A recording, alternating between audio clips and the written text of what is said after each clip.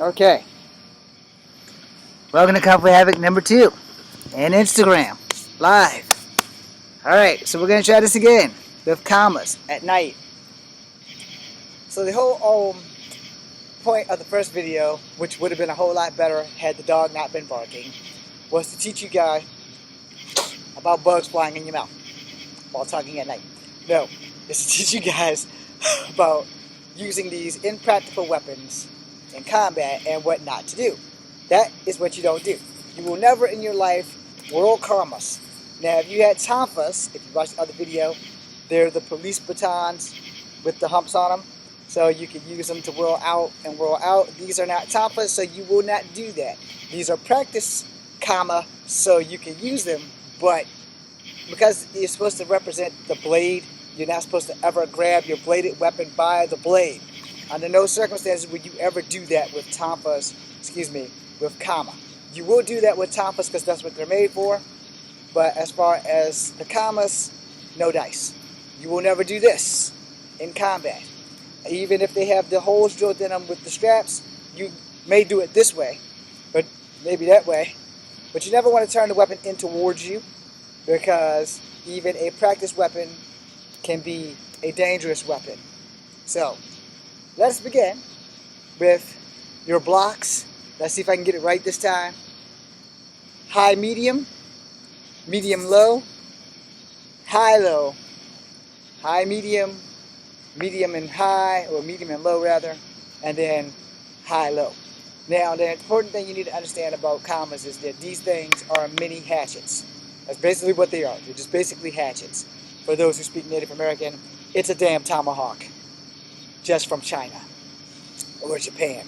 Now, these are used in a lot of Chinese kung fu and a lot of Japanese karate. You can watch the other video for all that other shit that I've totally fucked up saying.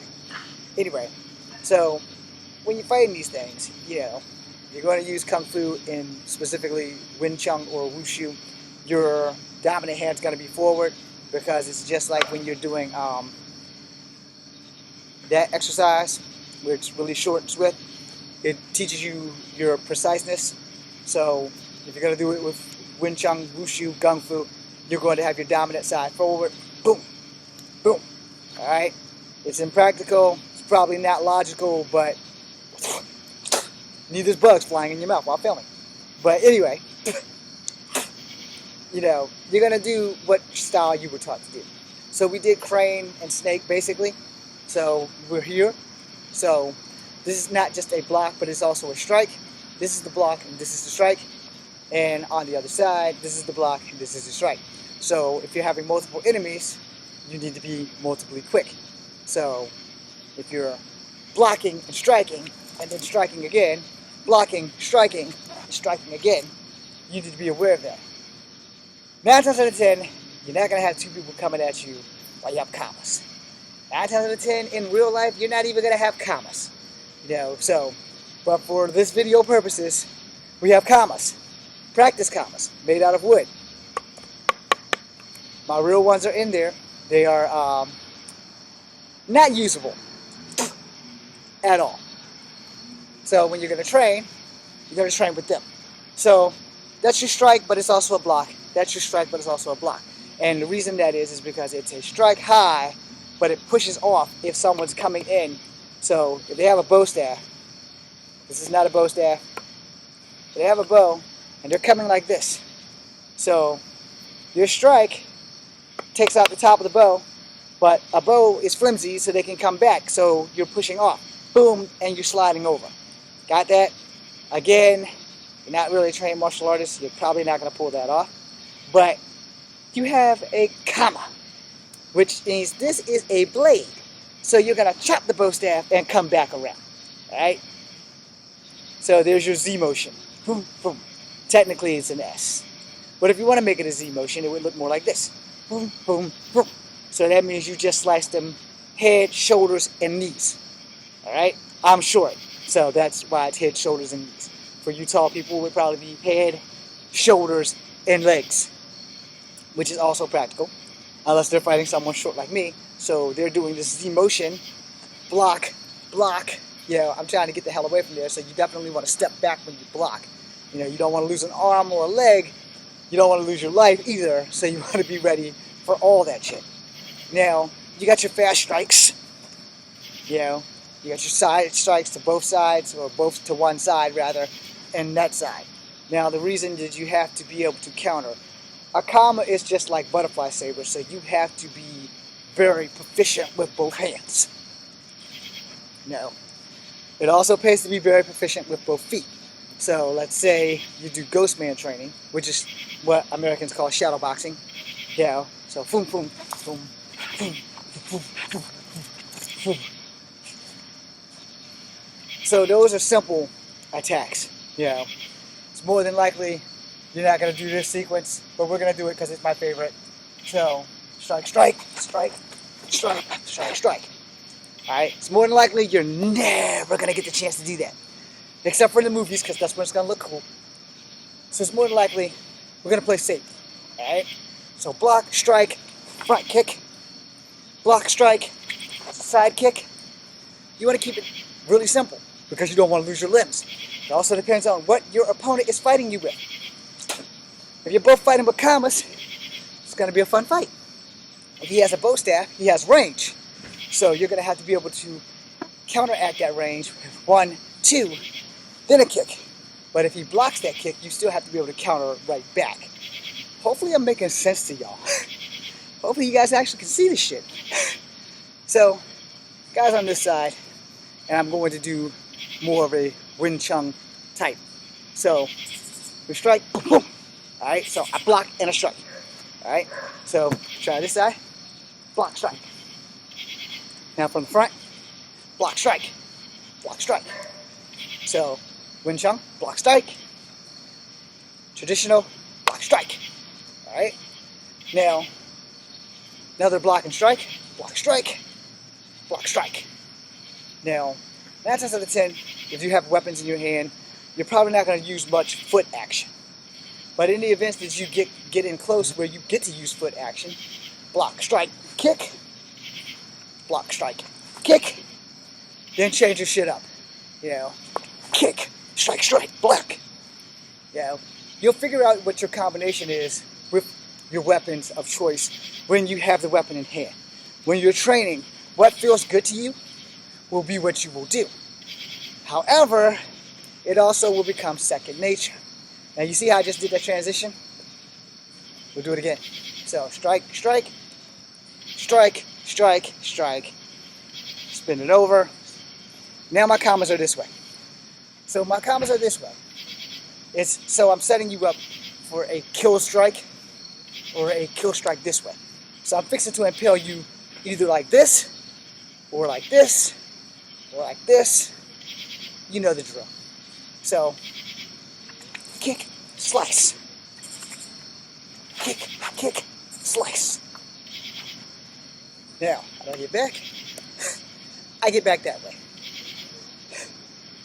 Don't want to take too much time playing whirl the weapon, because you can lose a hand. Weapons that are made for whirling, I still don't recommend you whirl. So tonfas, you don't really have much choice in that because that's how they actually operate. But for kamas, whirling is practically useless. They're axes, so just swing them like axes. You know, block, block, block, block, block, block. You must, above all else, you want to learn your blocks first. So that's probably where I should have started. I'm sorry. Sometimes you get into weapons, you get excited. So you kind of forget some of the basic shit. So, if you're in your horse stance, you know, your typical horse block, but fuck. Let's do it correctly. So you're in your horse stance, and you're here, and your block's up there, and you transition there. That's what you're about to do with these kamas. So, you're in your horse stance, only you're not going to have your hands here. Probably should have put that in there before I did that.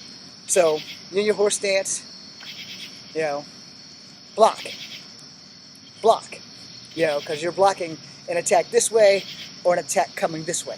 So at the same time, boom, back to normal, boom, back to normal, boom, back to normal, boom.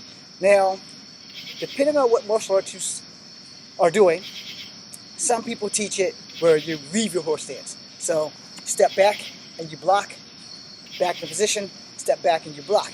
And some other people teach you to turn from your horse stance into your block. You guys probably can't see my legs, but anyway, if you can, I'm twisting like so. So I'm blocking a low attack and I'm blocking a high attack at the same time. Alright? So I'm going into long bow, by the way, just with a little bend in my legs. So I'm stepping out long bow but my legs bent, because you know long bow, your legs straight. So, there. Now those are perfect long bows, my legs are straight. They're not 1000% perfect because of the long bow, the ball of your foot is down as well as the heel. So your whole foot's down and my foot's angled in an awkward ass position. So from here, now let's try awkward ass. Alright, so when I did it the first time, left in and out, both my left arm and my left leg are out. That would basically be standard. So, right, same way. Now here's why I did the awkward shit. So we're gonna do it again. Okay, 9 times out of 10, 80% of human beings on the planet right-handed. So that would be your standard block with your standard going into long bow.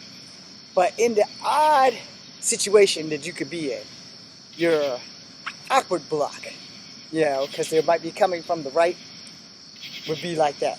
But if it's from the left side also, your other awkward block, because then that leaves your strong hand to go down. However, 10%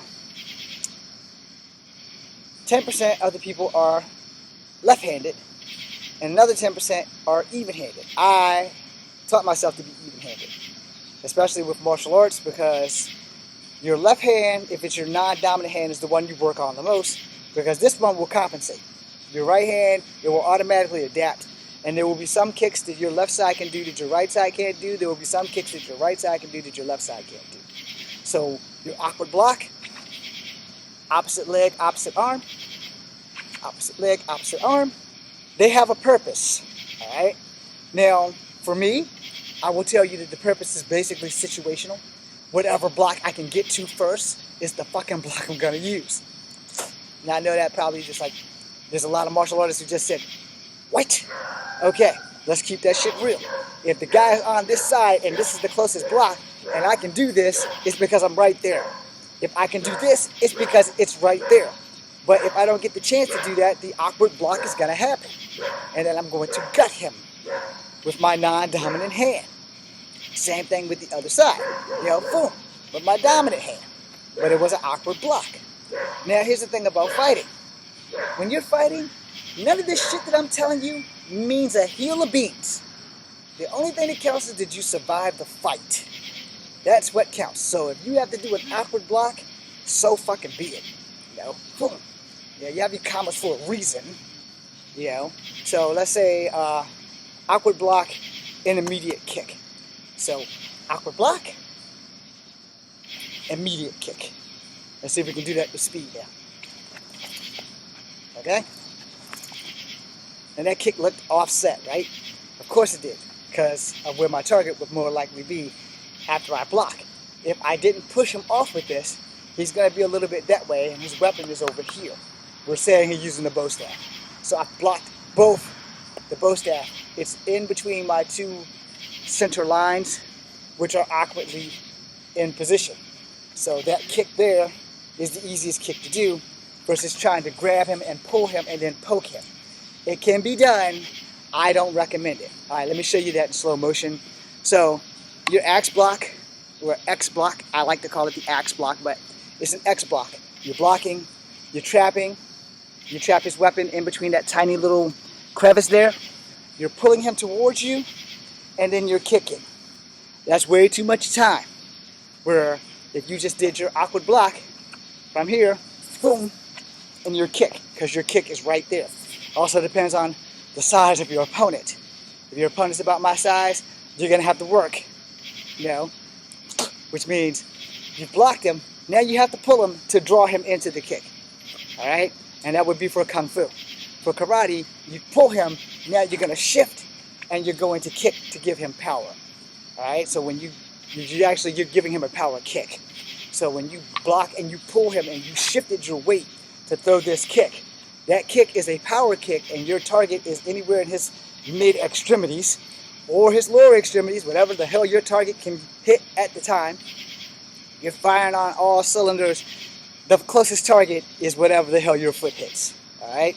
You have to remember that in combat, you don't have time to think about your target. Something that there was a big talk about it on McDojo Life about pressure points. And this is the only thing that me and Rob probably will never agree on. I know for a fact that pressure points work. I also know that I can't make you shit on yourself using them, but I can fuck you up with them. It just really depends on how good I am at getting through your defenses to use the pressure points. Now, in a grappling situation, it's easier for me to do it. If I put you in an arm bar and I can get my foot under your arm and I can get the other one locked around your leg and your damn elbow here and lock that shit up, I can drive my foot into your arm and do some serious shit. But I also have to be reeling your arm back while my feet are digging into your armpits. There are pressure points under your armpits. I do not know the number of them motherfuckers. I know you have 365 of them throughout the human body. I know the 250 of them will fuck you up. However, lots of people will disagree with me, but pain and compliance is a thing. But the trick to any fighting is that I have to be good enough to get through your defenses, to use the shit that I know. That's why you can't use pressure points in a street fight unless you have the advantage. Now you can use pressure points in wrestling. You can't really use pressure points in any sport, martial art, because unless it's judo, you're not going to be doing any grappling. And unless it's Brazilian jiu-jitsu, you're not going to do any grappling. So, but for all medicinal purposes, when you grab and pull, Kung Fu kick, karate kick, all right? They were both the same kick. It's just different styles because I'm pulling, which also could form as a form of judo. Because if you use judo, you don't have kamas, but you're using your opponent's weight and momentum against them to throw them to the ground. All right? It also depends on what type of judo you were learning. Because yes, there is more than one form of judo. Just like there's more than one form of jiu-jitsu. So there's Brazilian jiu-jitsu, there's jiu-jitsu, and there's a couple of other jiu-jitsus. I just can't remember the fucking names of them because I didn't take those. And I took Brazilian jiu-jitsu by force, not by course. So, jiu-jitsu I took as a child. It's somewhat fun. But, judo I also took as a child. Because I'm a martial arts enthusiast, not just a practitioner. Now, I don't have a belt in anything, but a belt's just to hold up your pants. Plus, a lot of the shit that you learn in the dojo doesn't always translate into the street. That's one thing you have to remember.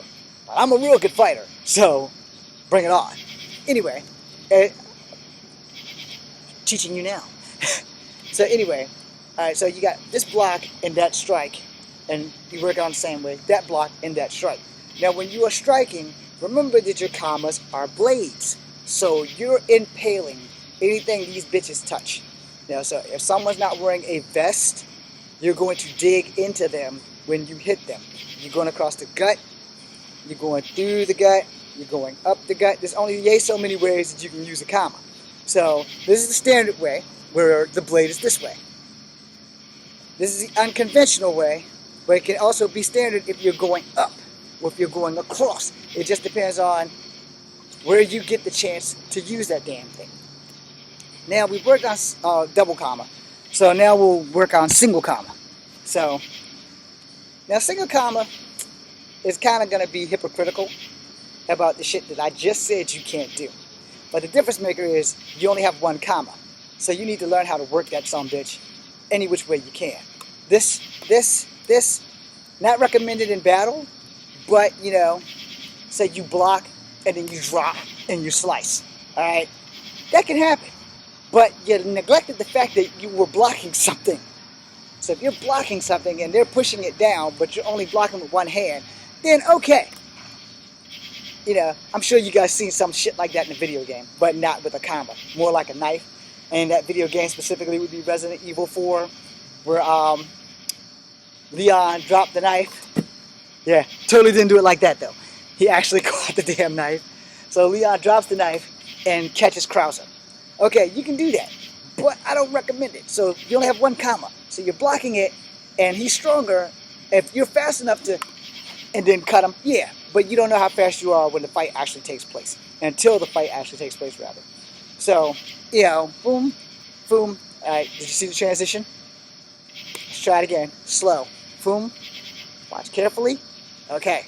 So it barely left my hand. Now I have one comma, and I have to be able to transition this thing. So if I'm fighting this way, and I go back to my left hand. Transition.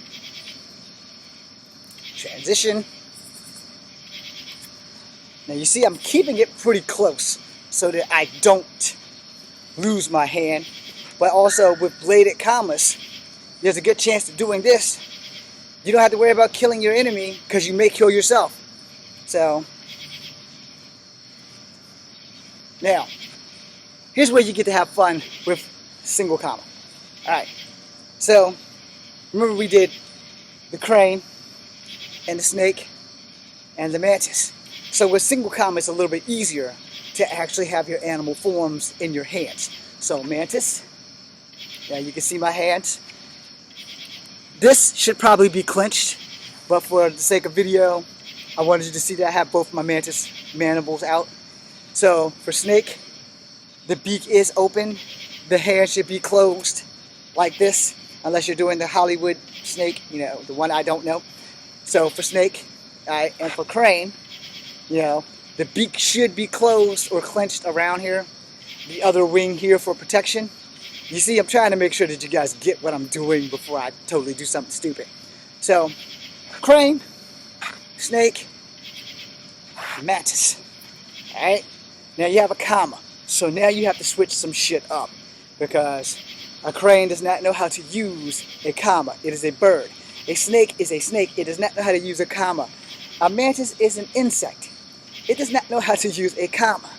But you are a human fighting with those styles. Crane. Alright. Just cut my own arm if you had a fast enough eye to see that. Boom.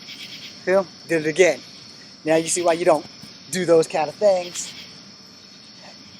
while you're fighting. So, crane. Now, when I go with the blunt side, strike, turn, and gut. Alright? Boom, boom. That's one transition. Boom, boom. So I swung it. So I hit the target here. Here. Pull out. Turn back. So here. Pulled out. Turn back. So that I can cut them. So it would look more like this. Boom. I hit them with the butt or the tip. Boom. I pull back. I swing in. Notice my guard is here. So in case something goes wrong, and I can block and strike. Alright? Now, you're not going to release your weapon in a fight. Literally. I explain why. Now, if you only got one hand, your transition is going to be a little bit rough. Which is why you don't do that. Now, that you can do. But now getting it back is going to be a problem. So don't do that.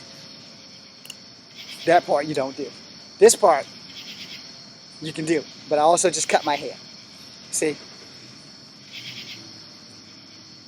Now. Alright? Again, for all practical purposes in a fight, there is no need for that. Because that's exactly what's going to happen. You're going to drop your shit and you're going to die. So, you know, boom, boom. That there, that's an okay transition, but the thing still left my hand. Watch carefully. See, it still leaves my hand. It doesn't leave my hand like that, but it still leaves my hand long enough for me to get messed up. So, here, here. That's pretty much all you're doing. And these are blocks, by the way. Boom, boom. Now, if you're using Kenpo, they would actually wind up being strikes and blocks. So, whirl it, whirl it, whirl it. Don't do that. That was for fun. So now I'm on the back side. Block, block. Pull in, block, turn it. Block, turn it, strike. Block, block, strike. Either way, that will be both, but I'm not using the blade. I was using the stem. So boom, boom. Now if I want to severely destroy my opponent, boom, boom, turn it in here, and then come back. Because see, once I turn it in here, I got it back to where the blade is attacking the opponent. Someone is sending me a message. And I missed it. Okay, so it doesn't matter. So, there, again, don't do that. This is like a bad habit. When I do that, it's a really bad habit. So when I say don't do it and you see me do it, go with the don't do it part. Now, let's get back into fighting with this bitch with animal styles as well as regular style. So you have one comma. You have two hands, you have one comma. You know, you're not going to do this in a real fight. Alright? But for video purposes, there's a reason why I said you're not going to do this. This thing slips and your opponent comes down, he's got you. So you're here and you're here, boom, there's a block. Boom, there's a block. Boom, there's a block. There's a block. Now watch my block posture. So I switch hands, block low and block high, switch hands, block low and block high. Why did I block low with the weapon versus blocking high? Let's say the guy is a left footer and he's coming in with that kick. But he's also going to sucker me with this kick and a come down with the right punch. So he's left kicking and right punching. So it kind of looks like he's going to do a Tai Chi move. This specific Tai Chi move, where you do that and you bring your foot up. So let's try it again. All right, here we go. Boom. So my hand's here. My foot should have been up. My body's not working right today. So, hold on. Maybe your foot goes up first. Yeah, I think that's it. So, see how my foot and my hand are coming down about the same time? They're supposed to meet somewhere in the middle. So, therefore, you're high blocking the foot and low blocking the hand, or vice versa. So when you're using this damn comma, you're fixing to cut somebody's shit off. So, low block. Also, in case you didn't catch that, long bow properly. So not the odd one. So right leg, right hand. So boom. So I blocked and I went in the long bow and I went down with the strike. So if he's kicking and I blocked his hand and I cut his damn leg, there you go. Now, same thing, only high with the leg and low with this side. Boom. So you know, so I'm blocking his kick and I'm cutting his hand. Alright? Now, so if you're going to do crane, and you got to remember your crane motion, you know, your snake motion isn't much different. It's more here, where your crane is more out, your snake is more in, and your mantis is a combo of them both.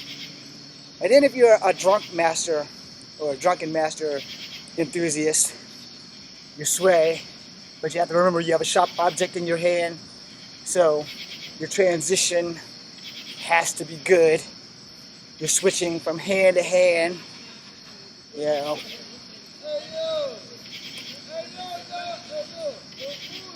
So if you're going to do that, you know, you have to be exceptionally careful. And the thing with drunken masters, everything works in your hips, in your sway, which I no longer have because of my hip replacement. But that was pretty good for what I can do. So block, block, block, going to crane, going to snake, to mantis, strike down, strike up. I'm about to pick up some ice cream. That was like the last thing I had before I came out here. Crane, block, bump it, slice it. That's a crane block, you know, the one you see from the Karate Kid. This is a crane block. It's also a Kempo block. It's also a Wing Chun block. It's also a Wushu block. So basically what that block is, you're blocking here. You have options of what the guy's doing in their attack. They could be coming in for a foot sweep. So if they're coming in for a foot sweep, you don't have to jump it. You just step up. And then you can slice because you have a comma in your hand. Or if they're coming in for a foot sweep and you just decide to drop down and swing the blade. So here, switch hands, switch hands, switch hands. Don't switch hands like that. You get the gist. When you're working with commas or anything sharp, you have to be prepared to accidentally impale yourself, which is another reason why you don't take weapons to a fight. So I'm going to end Instagram, and I'm going to make a new video for Kung Fu Action. I'm just going to let Instagram go. Okay.